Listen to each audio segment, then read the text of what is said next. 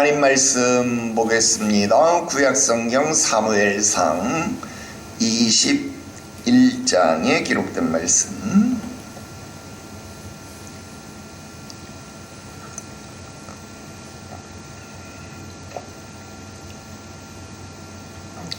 사무엘상 21장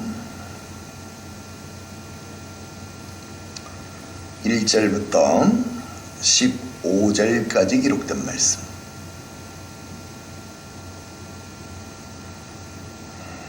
우리 함께 한 목소리로 합독하겠습니다. 사무엘상 21장 1절부터 읽어요. 시작. 다윗이 노베 가서 제사장 아히멜렉에게 이르니 아히멜렉이 떨며 다윗을 영접하여 그에게 이르되 어찌하여 내가 홀로 있고 함께하는 자가 아무도 없느냐 하니 다윗이 제사장 아히멜렉에게 이르되 왕이 내게 이를 명령하고 이르시기를 내가 너를 보내는 것과 내게 명령한 일을 아무것도 사람에게 알리지 말라 하시기로 내가 나의 소년들을 이러이러한 곳으로 오라고 말하였나이다. 이제 당신의 수중에 무엇이 있나이까? 떡 5덩이나 무엇이나 있는 대로 내 손에 주소서 하니 제사장이 다윗에게 대답하여 이르되 보통 떡은 내 수중에 없으나 거룩한 떡은 있나니 그 소년들이 여자를 가까이만 하지 아니하였으면 주리라 하는지라. 다윗이 제사장에게 대답하여 이르되 우리가 참으로 3일 동안이나 여자를 가까이 하지 아니하였나이다. 내가 떠난 길이 보통 여행이라도 소년들의 그릇이 성결하겠거든 하물며 오늘 그들의 그릇이 성결하지 아니하겠나이까 하매 제사장이 그 거룩한 떡을 주었으니 거기는 진설병 곧 여호와의 앞에서 물려낸 떡밖에 없었음이라. 이 떡은 더운 떡을 드리는 날에 물려낸 것이었더라. 그날에 사울의 신하 한 사람이 여호와 앞에 머물러 있었는데 그는 도액이라 이름하는 에돔 사람이요 사울의 목자장이었더라. 다윗이 아히멜렉에게 이르되 여기 당신의 수중에 창이나 칼이 없나이까? 왕의 일이 급함으로 내가 내 칼과 무기를 가지지 못하였나이다 하니 제사장이 이르되 내가 엘라 골짜기에서 죽인 블레셋 사람 골리앗의 칼이 보자기에 쌓여 에봇 뒤에 있으니 내가 그것을 가지려거든 가지라. 여기는 그것밖에 다른 것이 없느니라 하는지라. 다윗이 이르되 그 같은 것이 또 없나니 내게 주소서 하더라. 그날에 다윗이 사울을 두려워하여 일어나 도망하여 가드왕 아기스에게로 가니 아기스의 신하들이 아기스에게 말하되 이는 그 땅의 왕 다윗이 아니니까. 무리가 춤추며 이 사람의 일을 노래하여 이르되 사울이 죽인 자는 천천히요 다윗은 만만히로다 하지 아니하였나이까 한지라. 다윗이 이 말을 그의 마음에 두고 가드왕 아기스를 심히 두려워하여 그들 앞에서 그의 행동을 변하여 미친 채 하고 대문짝에 그적거리며 침을 수염에 흘리매 아기스가 그의 신하들에게 이르되 너희도 보거니와 이 사람이 미치광이로다. 어찌하여 그를 내게로 데려왔느냐? 내게 미치광이가 부족하여서 너희가 이 자를 데려다가 내 앞에서 미친 짓을 하게 하느냐? 이 자가 어찌 내 집에 들어오겠느냐 하니라. 아멘. 할렐루야. 오늘 계속해서 사무엘상 강의 57번째 시간이 되겠습니다. 오늘 말씀의 제목은 하나님의 선하심을 맛보는 삶, 이렇게 제목을 정했습니다. 사울 왕의 살해 의도를 확인한 다윗은 요나단의 도움을 받아서 도망가기 시작을 했습니다. 여러분, 하나님의 부르심을 받았습니다. 그리고 주의 종으로부터 기름 부으심을 받았어요. 그래서 이스라엘의 왕이 될 것이다 라고 하는 정말로 기가 막힌 사명을 받았습니다. 자, 그런데 휘황찬란한 왕의 옷을 입고 왕궁에서 거하는 왕이 아니라 지금 다윗의 신세는 도망을 하는 도망자의 신세라는 것입니다.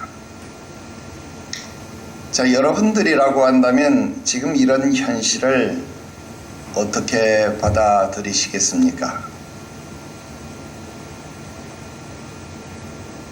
여러분, 이런 현실이 다윗의 현실, 그러니까 나와는 상관이 없는 현실이냐? 그렇지 않습니다. 우리는 의외로 이런 현실을 우리들의 신앙생활 속에서 꽤 많이, 아니 계속해서 겪는다라는 겁니다. 내가 하나님을 믿고 교회에 다녔습니다. 11조도 온전히 드리고 신앙생활도 나름대로 열심히 해드렸습니다. 은혜도 제법 체험을 했습니다. 그런데 웬걸 삶은 오히려 더 빡빡하고 오히려 어려워진 것만 같더라 하는 겁니다. 도대체 왜 나에게만 이런 일들이 일어나는 걸까? 똑같이 어떤 사람은 교회 다니는데 저 사람은 하는 일마다 복을 받고 저 사람은 하는 일마다 승승장구 잘 되는 것 같은데 왜 나는 똑같이 하나님을 믿고 똑같이 오히려 더 많은 기도를 하고 더 많은 헌신을 하고 더 많은 봉사를 하고 더 많은 일들을 하는 것 같은데 왜 나에게만 이런 안 좋은 일들이 일어나느냐 하는 것입니다. 도대체 무엇이 어디에서부터 어긋난 것일까 하는 것입니다. 여러분, 이런 생각 나에게만 있는 것입니까? 아니지요. 여러분도 이런 생각 겪을 것입니다.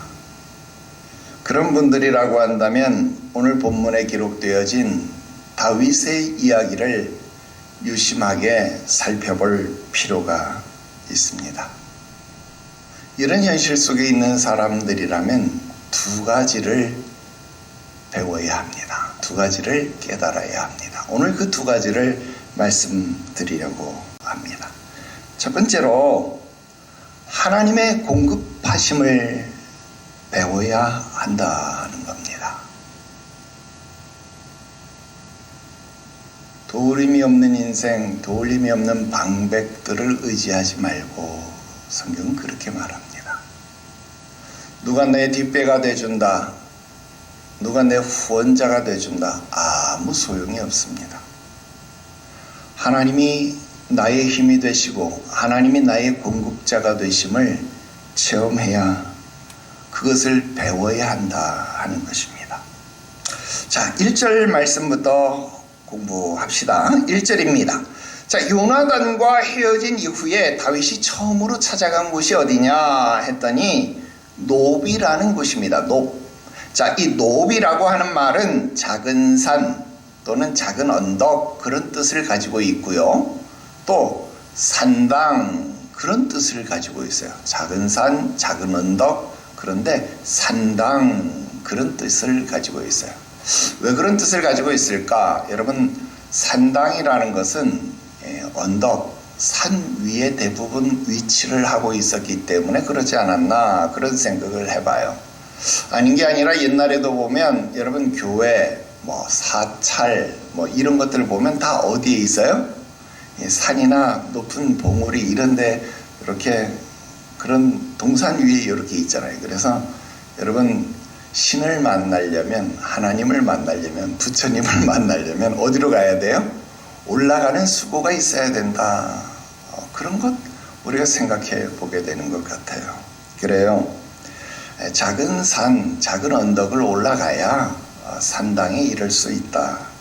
작은 산당, 작은 언덕, 그곳에 올라가야 산당이 있다 하는 것 같아요. 자, 그 이름이 산당이라는 뜻이 있는 것처럼 여러분, 이 노비라는 곳은요, 우리 앞에서 엘리 제사장이 있었던 실로 성전, 실로 성막이 파괴되어졌을 때 제사장들이 피해서 도망간 곳이 어디였느냐? 바로 이 노비라는 곳이었습니다. 그래서 이 제사장의 성읍이 되어진 곳이 어디였느냐면 바로 이 노비였는데요. 그래서 이 노비라는 곳에 임시로 아마 그런 산당이 차려져 있었을 가능성이 높았던 것으로 보입니다. 그래서 지금 이곳에 아마 그런 산당이 있었을 것이다 생각이 됩니다. 자, 그러면 다윗이 왜 도망을 시작하면서 왜 이 노브로 갔을까?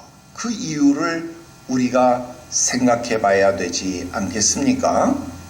자, 도망을 시작을 했는데 도망을 가면서 다윗이 왜 이 노브에 들렸을까? 왜 이 산당에 들렸을까? 다윗이 신앙이 너무 좋으니까 산당에 들려서 성전에 들려서 예배 드리고 그러고 도망가려고 여기 들렸을까요? 그럴 수 있겠죠. 그런데 해답은요 22장 10절에 나와 있습니다. 한번 보실래요? 22장 10절에 보니까 아히멜렉이 그를 위하여 여호와께 묻고 그에게 음식도 주고 블레셋 사람 골리앗의 칼도 주더이다. 그렇게 거기 사울의 신하였던 도액이라는 자가 그렇게 보고를 사울 왕에게 했습니다. 자, 그러면 뭐 이것이 목적이었든 아니었든 간에 다윗이 노베 가서 행한 것은 이 세 가지였다라는 것을 알 수 있습니다. 뭡니까? 하나님께 길을 물었다. 또 둘째, 양식을 얻었다. 셋째, 무기를 얻었다라는 거예요. 자, 그런데 그것은 22장에 기록된 이 도액이라는 사람이 판단한 내용이고 지금 우리가 보는 것은 이 22장이 아니잖아요. 21장이잖아요. 이 21장에 기록되어진 성경의 본문은요, 하나님께 물었다 이런 내용은 기록되고 있지 않아요. 그러면 무슨 내용을 이야기하고 있느냐? 여러분 21장에 보니까 어떤 내용만 기록하고 있느냐면 그가 먹을 떡을 구했다. 그리고 무기가 있습니까? 여러분 이 두 가지 내용만을 부각시키고 있었다라는 겁니다.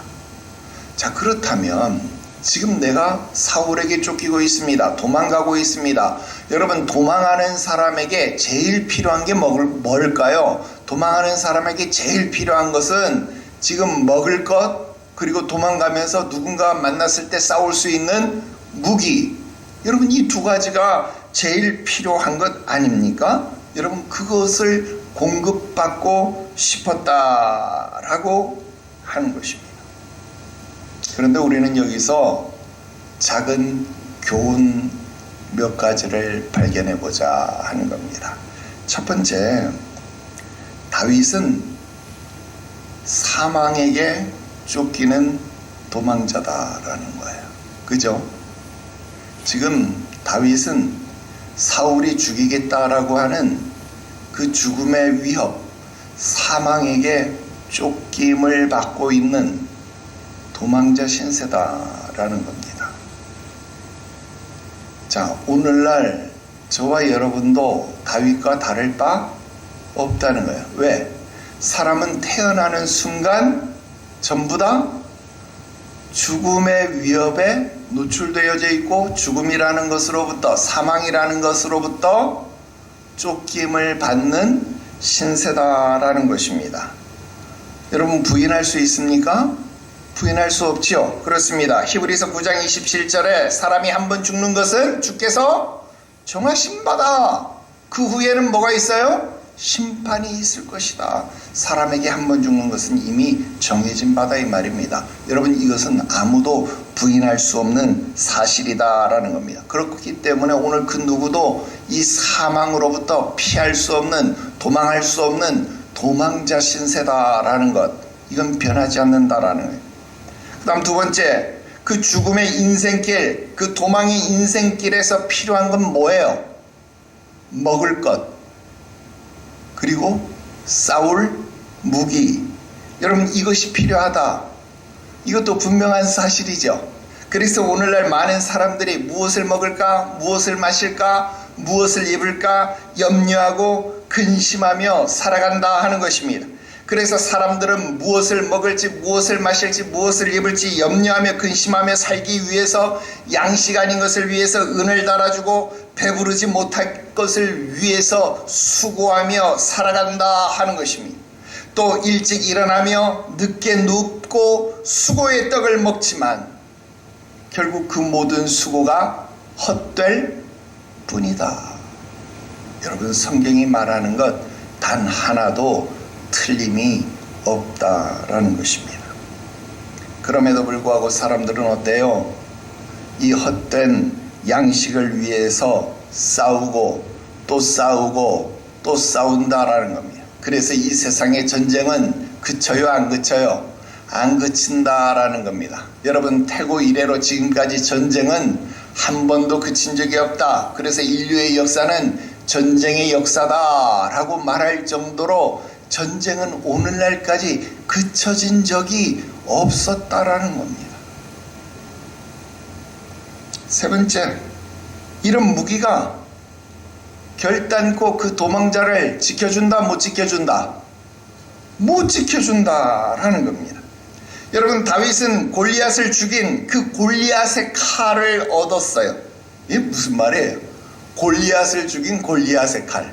여러분, 골리앗의 칼, 그 칼 끝에 창, 그 칼날만 70근이다. 우리 앞에서 배웠었잖아요. 그죠? 그런데 골리앗이 자신의 칼로 자기가 죽었다 그 말이에요. 자신을 지켜줄 줄 알았던 무기가 골리앗 자신을 죽였어요. 그죠? 자기를 지켜줄 줄 알았던 무기, 자기가 싸울 수 있을 줄 알았던 그 무기가 결국 자기를 죽였더라 이 말입니다. 여러분, 극강의 무기라고 이야기하는 핵무기가 결국 인류를 멸망시킬 것이라고 사람들은 말하고 있습니다. 맞아요? 틀려요? 맞지요? 어떤 무기도 우리를 지켜주지 못할 것이다 라고 하는 겁니다.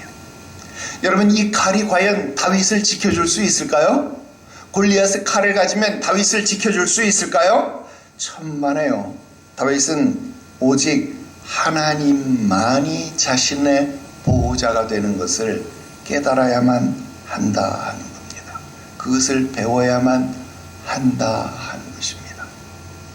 그러므로 지금 다윗이 높 땅에 가서, 높에 가서, 이 하나님의 성막에 가서 양식을 구하고 무기를 구하고 있지만 결국 이 구하는 것이 무슨 뿐이다?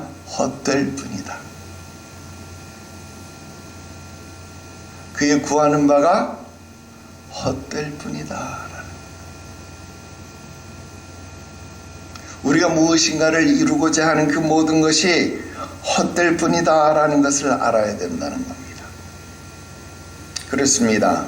여러분, 이 본문이 우리에게 가르쳐 주려고 하는 것은 하나님의 궁극하심을 배우라는 겁니다.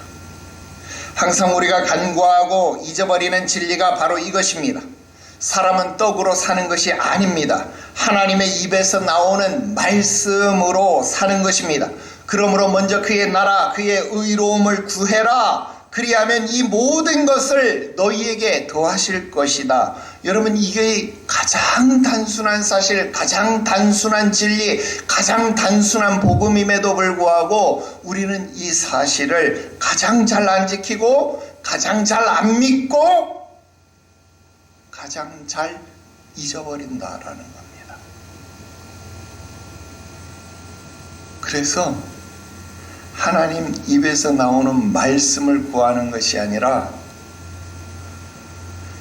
양식 아닌 빵을 구하고 나를 지켜주지 못하는 무기를 구한다 그 말입니다. 그러니 어리석다 그 말입니다. 자, 2절 봅시다. 너 왜 혼자 있냐? 제사장이 물으니까 나 2차 저차에서 이렇게 있습니다. 자, 지금 다윗이 아히멜렉 제사장에게 거짓말을 하고 있습니다. 여러분, 우리 매번 우리가 생각해 보게 되는 거지만 지금 왜 거짓말을 하고 있을까요? 여러분, 답변은 나와 있지만 21장에서는 다루지 않겠습니다. 여러분 지금 여기서 만약에 다윗이 사실대로 말하면 나 사실 이렇게 사울이나 죽이려고 해가지고요 나 이렇게 여러분 여기 사실 구구절절 말할 필요 없다는 거예요. 왜? 사실을 말해봤자 그 사실을 알면 누가 죽어요? 아히멜렉이 죽습니다. 그러니까 다윗은 아히멜렉이 죽기를 원하지 않아요. 그러니까 아히멜렉 앞에 굳이 이 사실을 알리고 싶지 않은 거예요. 그러니까 거짓말을 한 겁니다. 그를 보호하고자 하는 마음에서 그에게 사실을 말하지 않은 것 뿐입니다. 그런데 이런 노력에도 불구하고 22장에 가보면은요 사울이 와가지고 이 아히멜렉 제사장을 죽여버려요. 왜? 이제 7절부터 나오는 도액이 그 광경을 다 봤거든요. 다 보고 난 다음에 그거를 말해버려요. 저 아히멜렉 제사장이요 저 다윗 앞에요 빵도 줬고요 칼도 줬습니다. 다 말해버려. 그러니까 사울이 기분 나빠가지고 확 죽여버렸거든.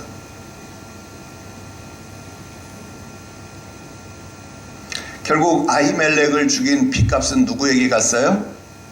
사울에게로 돌아갔다 그 말입니다. 자 다시 본문으로 돌아가면 2절 왜 다윗이 거짓말을 했느냐? 여러분 성경은 우리들에게 그 호기심을 해결해 주는 책이 아니에요. 매번 우리가 얘기해요. 성경은 여러분들의 호기심을 해결해 주는 책이 아닙니다. 여러분 성경이 말하는 것만 알고 말하지 않는 것은 그냥 거기서 넘어가세요. 물론 우리가 알려고 하면 다 알 수 있지만 유익이 아니니까 성경이 말하지 않는구나. 그냥 거기까지만 생각하면 돼요. 중요한 것은 하나님께서 다윗의 필요에 공급하셨다. 그 사실을 지금 계속 강조하고 있는 겁니다. 자, 계속 3절부터 6절까지 내용은 거룩한 떡과 관련된 내용입니다. 자, 어쨌든 간에 지금 아히멜렉 제사장을 통해서 떡 아닌 떡, 거룩한 떡을 공급받고 있습니다. 누가요? 다윗이. 또 여러 소년들이 거룩한 떡을 공급받고 있습니다. 자, 이 땅 위에 살면서 우리가 하나님 입에서 나오는 말씀으로 사는 것은 맞지만 그럼에도 불구하고 우리에게는 육신의 양식인 떡도 필요해요? 필요하지 않아요? 필요합니다. 자, 필요한데 그러면 그 떡을 먹기 위해서는 우리에게 무엇이 필요한 거예요? 지금 아히멜렉이 무슨 이야기를 하고 있냐면 나에게는 떡이 있기는 있는데 불의한 떡은 없다는 거예요. 나에게는 거룩한 떡밖에 없기 때문에 네가 이 떡을 먹고 싶다면 너는 성결한 몸이어야 된다. 그 말입니다. 여러분 이 땅 위에서 하나님의 백성이 육신의 식물을 먹기 원한다면 하나님의 공급하심을 받고 살기를 원한다면 성결한 삶을 유지해야 합니다. 아멘 해야 해요. 이게 굉장히 중요합니다. 여러분 이것은 결코 허언이 아닙니다. 여러분 레위기 그 성결의 규례는요 결코 폐지된 것이 아닙니다. 오늘 우리에게 그 정신이 예배를 통해 계승된 것이라고 여러분들에게 누누이 강조해서 말씀을 드렸습니다. 오늘도 하나님의 은혜와 도움을 구하는 사람이라면요 어떤 상황 속에서도 거룩한 떡을 위해서 예배에 합당한 삶을 살아가야 합니다. 아멘. 결국 예배를 중심한 삶을 살아가야 된다 그 말입니다. 예배를 통한 삶을 살아가야 된다 그 말입니다. 말씀과 기도로 거룩해져 간다. 아멘. 그래서 여러분 성결한 삶을 유지할 수 있어야 된다 그 말입니다. 그래야 거룩한 떡을 공급받을 수 있다 그 말입니다.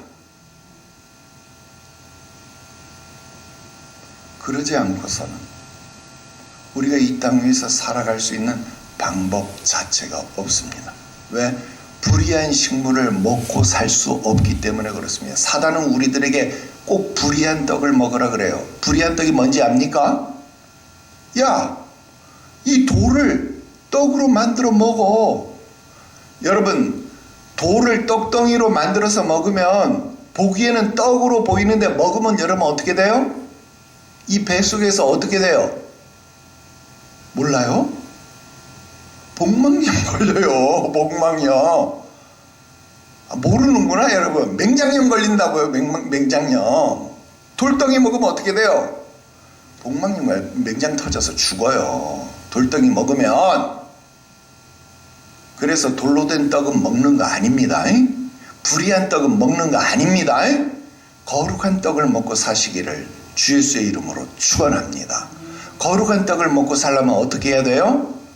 예배를 중심에서 살아야 합니다. 성전을 중심에서 살아야 합니다. 하나님 말씀으로 살아가야 되는 것 믿으시기를 바랍니다. 옛날 우리 믿음의 선조들이 찬송을 불렀어요. 물을 떠난 고기는 혹시 살아갈 수 있다. 물을 떠난 고기가 혹시 산다 하여도, 물 떠난 고기 사는 법 있습니다. 미꾸라지 같은 거, 가물치 같은 거 진흙 속에 들어가서 여러분 비 안 와도 며칠 동안 살 수 있어요. 그죠? 그런데 예수 떠난 인생은 사는 법이 없어요. 여러분, 예수 떠난 인생은 절대로 살 수가 없습니다. 말씀이신 예수를 떠난 인생은요, 살아갈 수가 없습니다. 그래야 거룩한 떡을 공급받기 때문에 그렇습니다.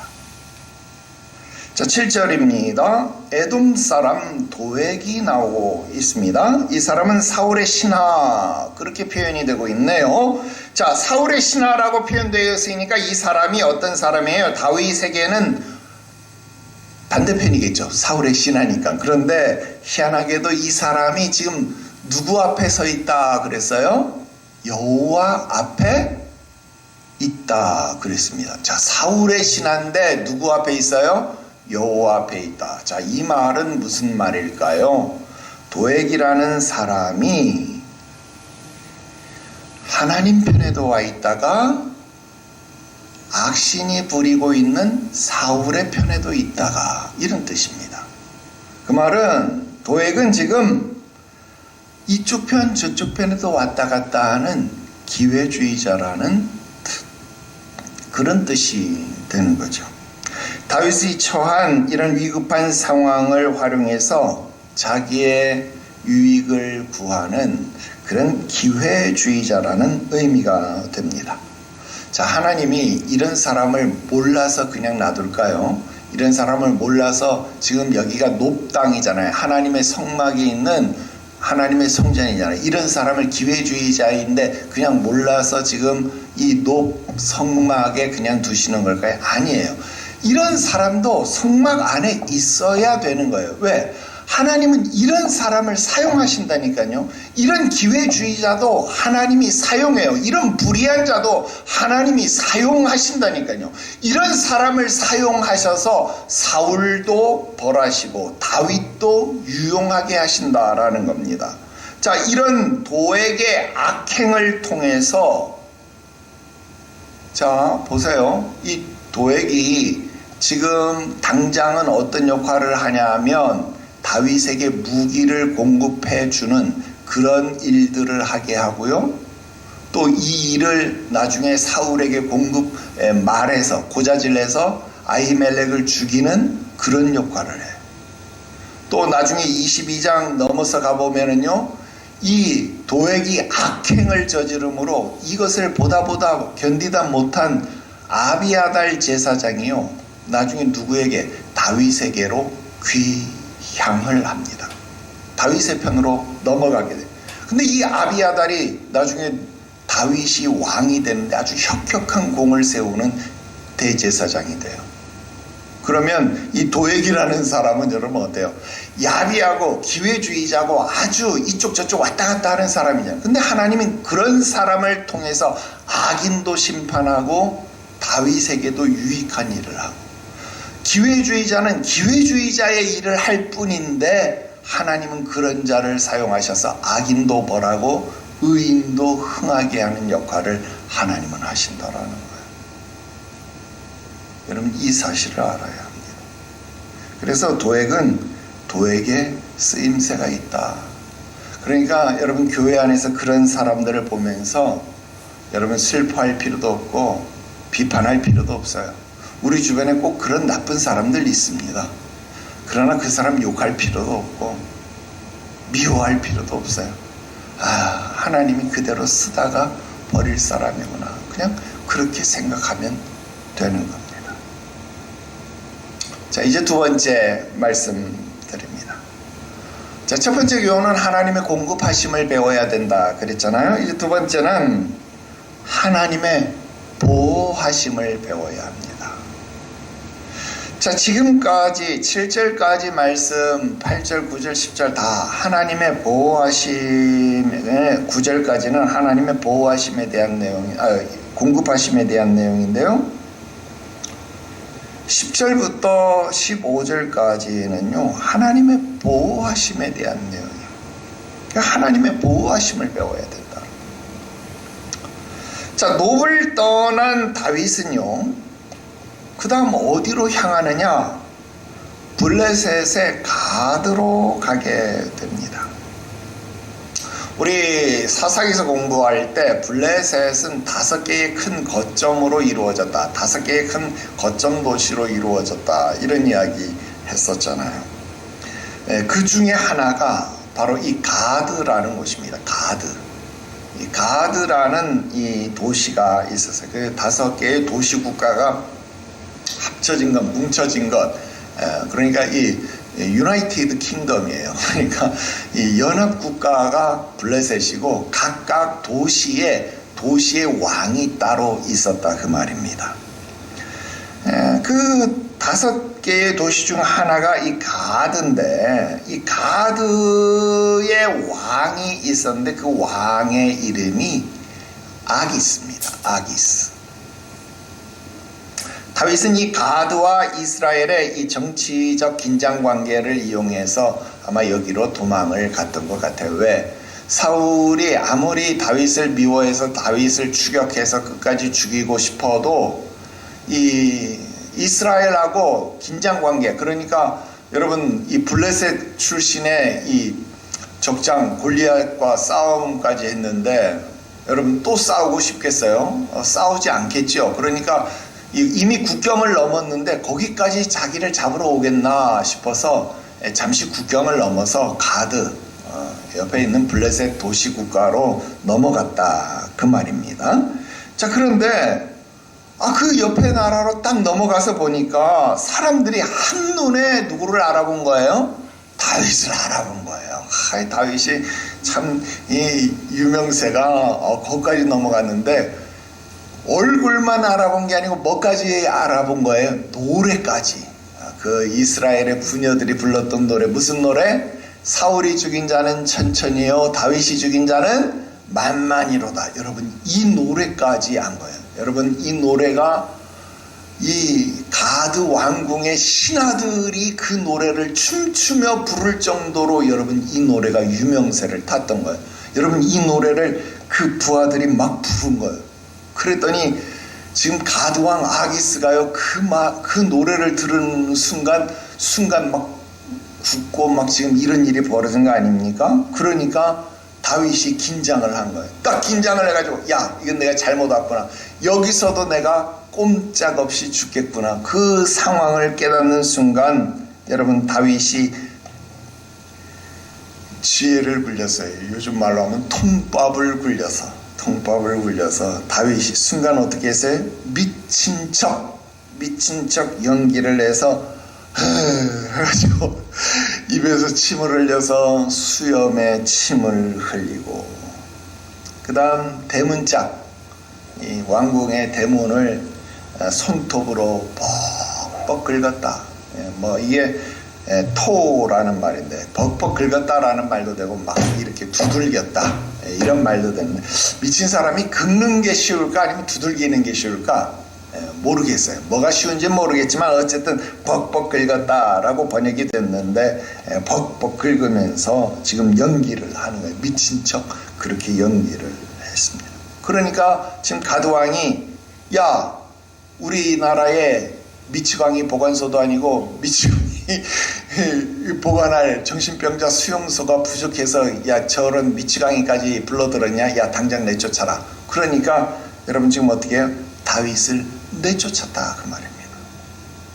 그래서 다윗이 목숨을 부지했다. 여러분 이 사건입니다. 자 보세요. 10절부터 15절까지 지금 이 엄청난 사건을 사무엘은요 6구절로 아주 짧게 이 내용을 기록하고 있습니다. 여러분 장차 이스라엘의 왕이 될 사람인데 정말 이렇게 비참하고 비굴하기까지 한 방법이 동원되어야만 했을까요? 너무도 가슴이 아팠을 겁니다. 눈에서 뜨거운 눈물이 피눈물이 솟구쳤을 겁니다.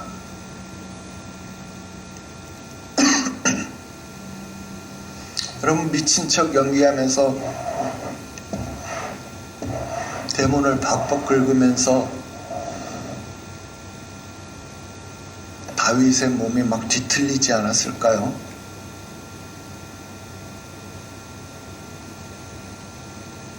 여러분 손으로 대문짝을 막 이렇게 긁을 때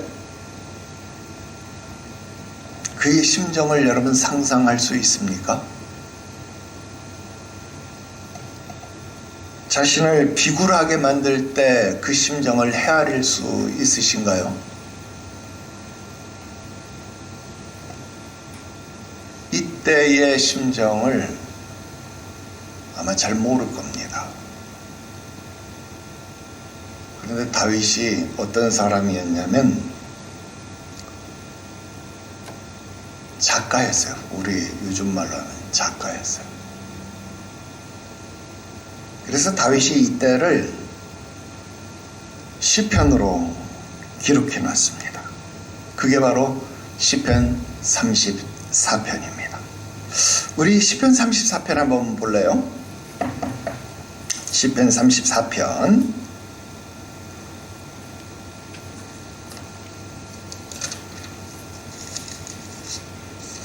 자, 시편 34편 표제부에 보니까 다윗이 아비멜렉 앞에서 미친 채 하다가 쫓겨나서 지은 시 그랬습니다.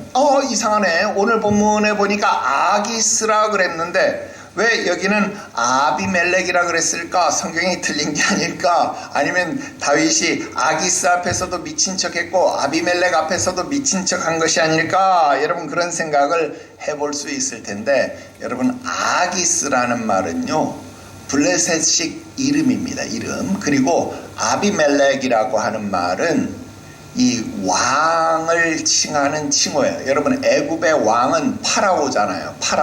파라오를 성경에서는 바로 이렇게 쓰잖아요. 그죠? 이 바로라는 호칭에 해당하는 것을 바로 여기서 아비멜렉 그렇게 이야기합니다. 그러니까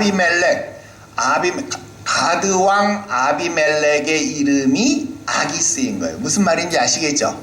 그러니까 이건 상충되어지는 것이 아니고 아비멜렉은 칭호고 아기스는 이름이다. 이 정도만 알고 오늘은 시편 34편의 말씀을 묵상하면서 말씀을 우리가 마무리 지으면 좋겠어요. 시편 34편 지금 다윗의 마음이 어떤가 하는 것 우리 한번 묵상을 해보면 좋겠는데요.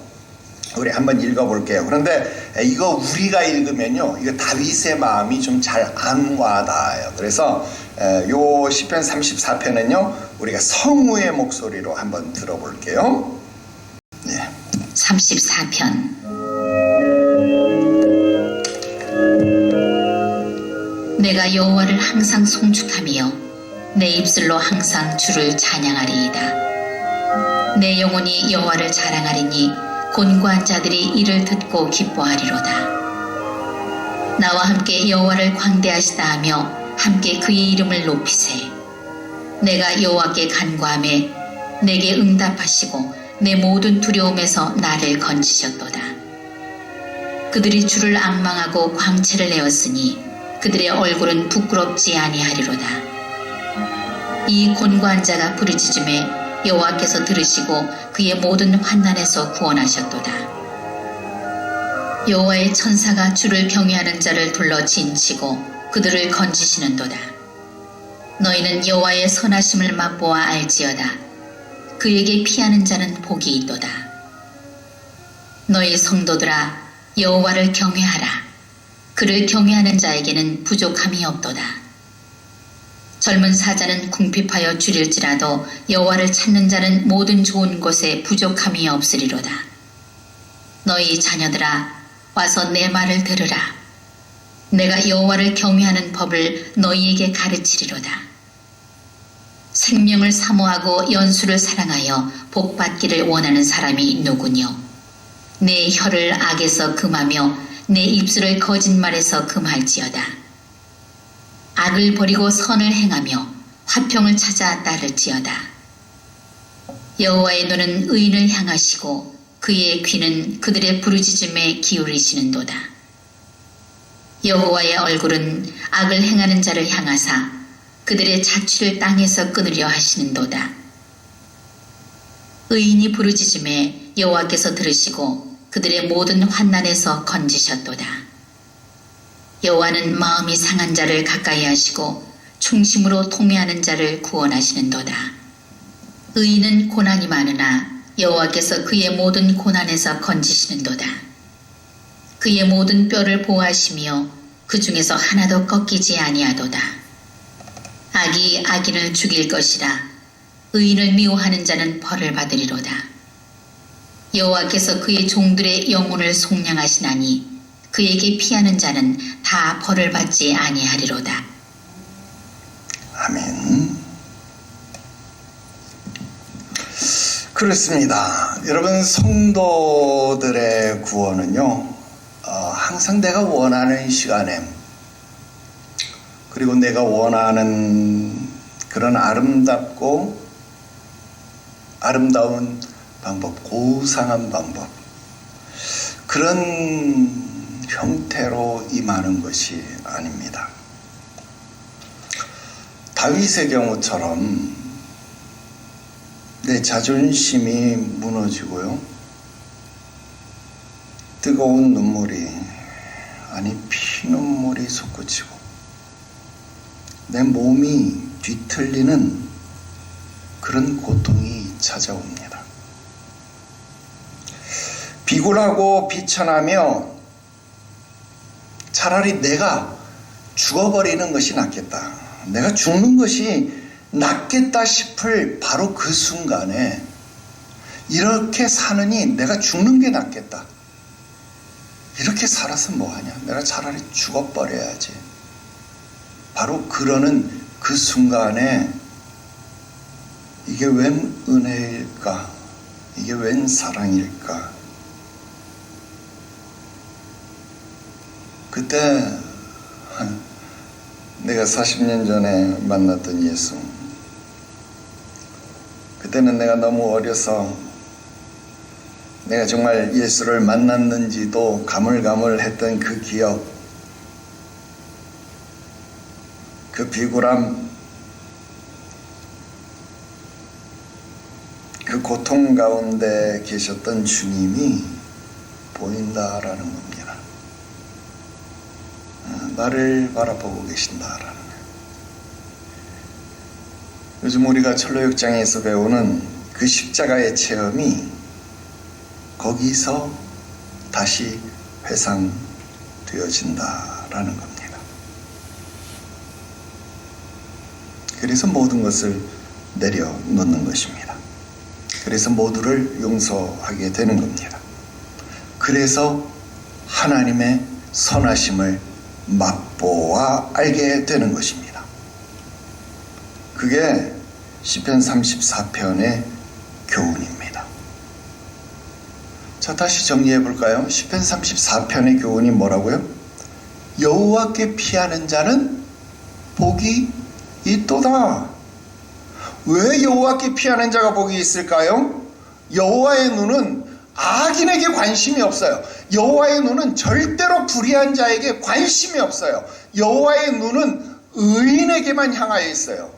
우리가 올 한 해 동안 욥기서를 공부했는데 하나님이 사단에게 뭐라 그랬어요? 야야야야, 너 내 종 욥을 유의해서 보았느냐? 너 내 종 욥 똑똑히 지켜봤느냐? 낱낱이 지켜보았느냐? 너 내 종 욥을 똑바로 보았느냐? 욥은 하나님 어디 있어요? 하나님 왜 안 나타납니까? 그랬는데 하나님은 한순간도 욥에게서 눈을 뗀 적이 없습니다. 하나님은 욥에게만 관심이 있습니다. 그 누구에게도 관심이 없습니다. 여호와의 눈은 의인을 향하시고 그의 귀는 그들의 부르짖음에 기울이시기 때문입니다. 뿐만 아니라 여호와의 얼굴은 악을 행하는 자들을 행하사 그들의 자취를 어떻게? 땅에서 끊어버리신대요. 여러분, 우리가 주일날 민수기 축도를 하고 있는데 민수기 축도에서 구하는 여호와의 얼굴은 우리를 향하여 드사 은혜 베푸시기를 원하고 복 주시기를 원하고 평강 주시기를 원하는 얼굴이지만, 오늘 악인을 향하시는 얼굴은 그 자취를 땅에서 끊어버리시는 얼굴, 즉 여호와의 얼굴을 쳐다보기만 해도 죽는 얼굴입니다. 그대로 사라져버리는 얼굴입니다. 그러나 오늘도 여호와는 마음이 상한 자를 가까이 하시고 그 마음의 중심으로 통회하는 자를 구원하신다라는 겁니다. 오늘도 의인에게는 고난이 쉴 새 없이 닥쳐와요. 왜 닥쳐오나요? 우리가 주의 얼굴을 잊어버리기 때문에. 하나님은 우리에게 평강 주시고 우리에게 복을 주시고 우리가 행복하기를 원하시는데 내가 자꾸 하나님을 잊어버려 하나님의 얼굴을 안 쳐다봐. 그래서 하나님 어디 계세요? 내가 오른쪽에도 없네요, 왼쪽에도 없네요, 앞으로 가도 없네요, 뒤로 가도 없네요. 하나님 어디 계세요? 맨날 하나님 없다고 불평불만하니까 하나님이, 야, 내가 안 보여? 그럼 나를 보여줄게. 그래서 폭풍우를 몰아치시고 하나님이 우리에게 나타나시잖아요. 그래서 의인에게는 고난이 많지만 그 고난 속에서 우리를 건지시는 분이십니다. 악에게 지지 마십시오. 선으로 악을 이기는 자 되시기를 바랍니다. 조금은 바보처럼 사십시오. 조금은 지면서 사십시오.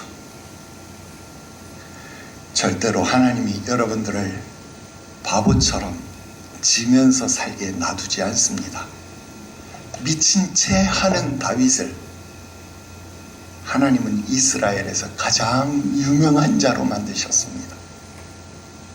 그래서 다윗이 말하는 것, 바울이 말하는 건 뭡니까? 우리가 무명한 자 같으나 가장 유명한 자요.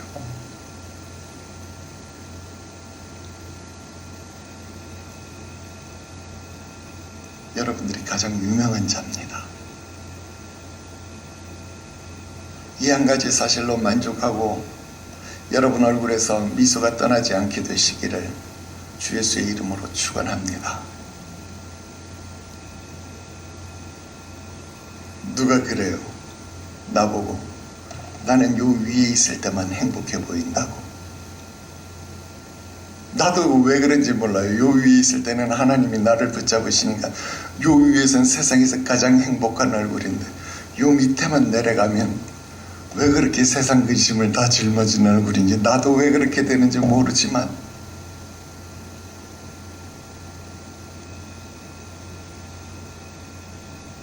그러나 여러분도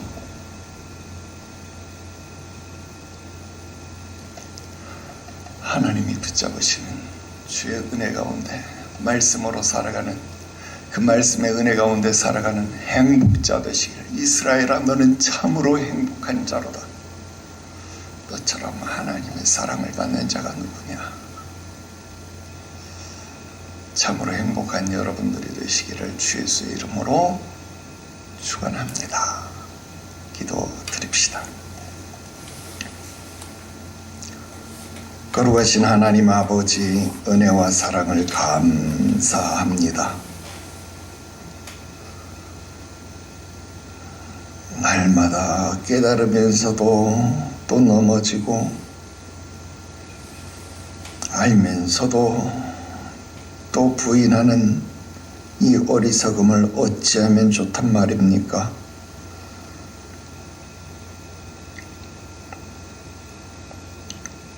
주의 성령님 우리를 강권적으로 붙잡아 주시옵소서. 주의 은혜 가운데 항상 있게 하시옵소서. 주의 성령으로 충만하게 하시옵소서. 주의 은혜가 아니고서는 살 수 없사오니 주의 은혜로 붙잡아 주시옵소서. 거룩하신 구주 예수님의 이름으로 기도드리옵나이다. 아멘.